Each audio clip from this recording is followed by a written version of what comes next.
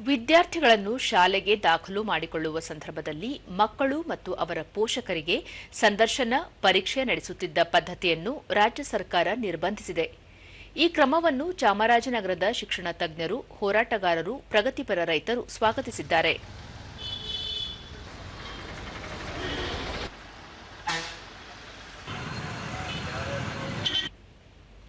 ದೂರದರ್ಶನದೊಂದಿಗೆ ಕೇಂದ್ರ ಸಾಹಿತ್ಯ ಅಕಾಡೆಮಿ ಪುರಸ್ಕೃತ ಸಾಹಿತಿ ಮೂಡ್ನಾಕೂಡು ಚಿನ್ನಸ್ವಾಮಿ ಖಾಸಗಿ ಶಾಲೆಗಳಲ್ಲಿ ಪ್ರವೇಶ ಪಡೆಯುವ ಸಂದರ್ಭದಲ್ಲಿ ಮಕ್ಕಳು ಮತ್ತು ಪೋಷಕರಿಗೆ ನಡೆಸುತ್ತಿದ್ದ ಸಂದರ್ಶನ ಪರೀಕ್ಷೆಯನ್ನು ರದ್ದು ಮಾಡಿರುವ ಸರ್ಕಾರದ ಕ್ರಮ ಶ್ಲಾಘನೀಯ. ಚಿಕ್ಕ ಮಕ್ಕಳಿಗೆ ಪರೀಕ್ಷೆ ನಡೆಸುವುದು ಅರ್ಥವಿಲ್ಲದ ಸಂಗತಿ. ಸರ್ಕಾರ ತೆಗೆದುಕೊಂಡ ನಿರ್ಧಾರವನ್ನು ಸ್ವಾಗತಿಸುವುದಾಗಿ ತಿಳಿಸಿದರು. ಬುದ್ಧಿವಂತಿಕೆಯನ್ನು ನೋಡೋದಲ್ಲ, ಅವರ ಪೋಷಕರ ಸ್ಥಾನಮಾನ, ಅಂತಸ್ತು, ಹಣಬಲ ಇತ್ಯಾದಿಯನ್ನು ಗುರುತಿಸೋದೇ ಆಗಿತ್ತು. ಮತ್ತು ಆ ವಯಸ್ಸಿನ ಸಣ್ಣ ಮಕ್ಕಳನ್ನು ಬುದ್ಧಿವಂತಿಕೆ ಪರಿಶೀಲಿಸೋದ್ರಲ್ಲಿ ಏನೋ ಅರ್ಥ ಇಲ್ಲ.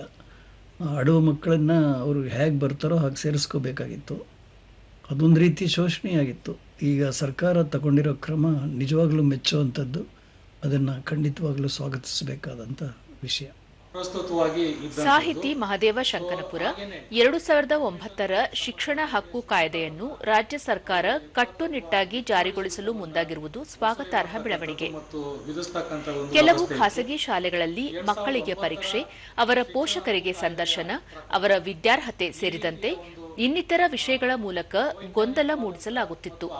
ಇಂತಹ ಅವೈಜ್ಞಾನಿಕ ಪದ್ಧತಿಗಳಿಗೆ ರಾಜ್ಯ ಸರ್ಕಾರ ಕಡಿವಾಣ ಹಾಕಿದೆ. ಇದು ಶ್ಲಾಘನೀಯ ಎಂದು ತಿಳಿಸಿದರು. ಯಾವುದೇ ಮಕ್ಕಳಿಗೆ ವಿದ್ಯಾಭ್ಯಾಸಕ್ಕೆ ಸಂಬಂಧಪಟ್ಟಂಗೆ ಅವರು ಶಾಲೆಗೆ ಅಡ್ಮಿಷನ್ ಆಗುವಾಗ ಏನು ಶುಲ್ಕ ಇರುತ್ತೋ ಅಷ್ಟನ್ನು ಮಾತ್ರ ಅವರು ತಗೊಳ್ಬೇಕು. ಡೊನೇಷನ್ ತಗೋಬಾರ್ದು.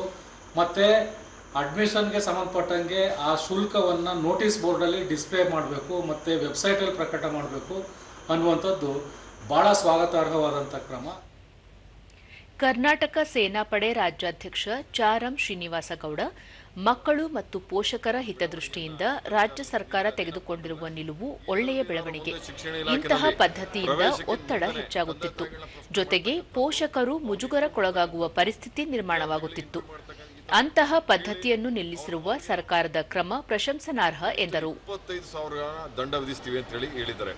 ಜೊತೆಗೆ ಅದು ಮೊದಲನೇ ಸರಿಗೆ ಅದೇ ಮತ್ತೇನ ಪುನರಾವರ್ತನೆ ಆಯಿತು ಅಂತಂದ್ರೆ 50,000 ರೂಪಾಯಿ ದಂಡ ವಿಧಿಸ್ತೀವಿ ಅಂತ ಹೇಳಿದ್ದಾರೆ. ಇದನ್ನು ನಾನು ಒಬ್ಬ ಕನ್ನಡ ಸಂಘಟನೆ ಹೋರಾಟಗಾರನಾಗಿ ರಾಜ್ಯ ಸರ್ಕಾರ ಮತ್ತು ಶಿಕ್ಷಣ ಇಲಾಖೆ ಈ ಕ್ರಮ ತಗೊಂಡಿರೋದನ್ನ ನಾನು ಸ್ವಾಗತ ಮಾಡ್ತಾ ಇದ್ದೀನಿ. ಪ್ರಗತಿಪರ ರೈತ ಶೈಲೇಂದ್ರ, ಶಿಕ್ಷಣ ಕ್ಷೇತ್ರದಲ್ಲಿ ಸುಧಾರಣೆ ತರುವ ಉದ್ದೇಶದಿಂದ ರಾಜ್ಯ ಸರ್ಕಾರ ತೆಗೆದುಕೊಂಡಿರುವ ನಿರ್ಧಾರ ಸ್ವಾಗತಾರ್ಹ. ಶಾಲೆಗಳಲ್ಲಿ ತೆಗೆದುಕೊಳ್ಳುವ ಶುಲ್ಕದ ವಿವರವನ್ನು ಆ ಸಂಸ್ಥೆಯ ಸೂಚನಾ ಫಲಕಗಳು ಮತ್ತು ಜಾಲತಾಣದಲ್ಲಿ ಪ್ರಕಟಿಸಿದರೆ ಉತ್ತಮ ಎಂದು ಹೇಳಿದರು. ಏನು ಡೊನೇಷನ್ ತಗೋತಾರೆ ಅದರ 4 ಪಟ್ಟು ಹೆಚ್ಚುವರಿ ಶುಲ್ಕವನ್ನು ವಸೂಲಿ ಮಾಡಿ ಆ ಶಾಲೆಯ ವಿರುದ್ಧ ಕ್ರಮ ತಗೊಳ್ಳೋಂಥದ್ದು ಏನು ಕ್ರಮ ತಗೊಂಡಿದೆ, ಇದನ್ನು ಕರ್ನಾಟಕ ರಾಜ್ಯ ರೈತ ಸಂಘ ಹೃತ್ಪೂರ್ವಕವಾಗಿ ಅಭಿನಂದಿಸ್ತದೆ ಮತ್ತು ಸ್ವಾಗತಿಸ್ತದೆ.